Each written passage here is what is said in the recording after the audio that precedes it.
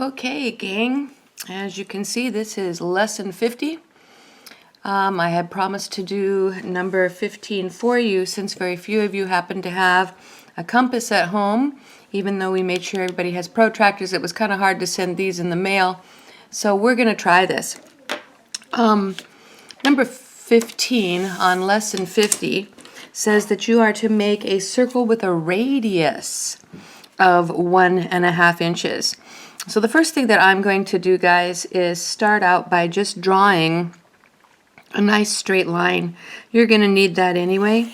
I'm going to put a point for the center of my circle, and I'm going to label that O just because it's a nice, easy way to remember. Let's zoom in a little bit. And then I need a radius of 1.5 inches.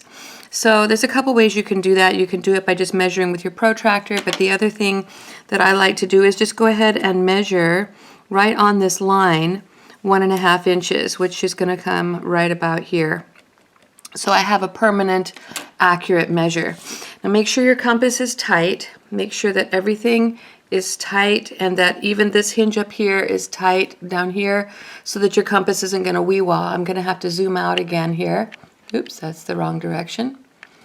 But remember I said to have several layers of paper so that you can actually dig your point in and so that it'll stay. So dig that point in, line this up so the pencil is going to be making the circle right there with the 1.5 inch. And it says radius of 1.5 inches, so that's what this is. This is 1.5 inches. And that's the radius. So now I will attempt to make the circle here. We'll see how we can do.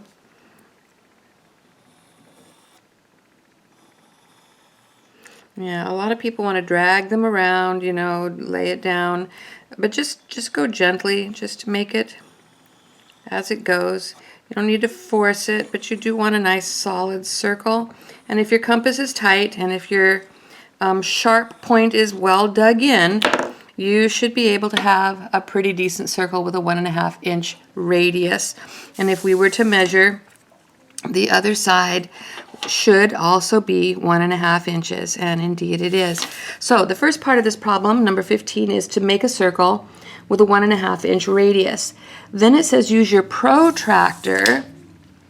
Use your protractor to draw a central angle that measures 60 degrees. So now you'll remember that a central angle means it has its point at the center of the circle, and we want 60 degrees. So another reason for having this line way out here is so that I can actually measure a 60-degree angle accurately. If I don't have the line out there, here's what happens. This line would stop here at the 1.5 inch, and I can't tell if my angle is going to be exactly right or not. You always want to have your angle, your line, so that you can tell if it comes right out at the 180. And you can see I'm off a little bit. I need to have this down a little bit so that it comes exactly on both sides. I need to have it on this side. It's pretty close there. And on this side at exactly 180. When you actually get into high school geometry, you're going to find that your accuracy is what gives you the better grades because you're going to be measuring really small things.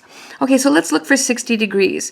If I'm going to measure from this side and go this direction, then I want to start with the low as this 0, 10, 20, 30, 40, and you can see 60 is right here.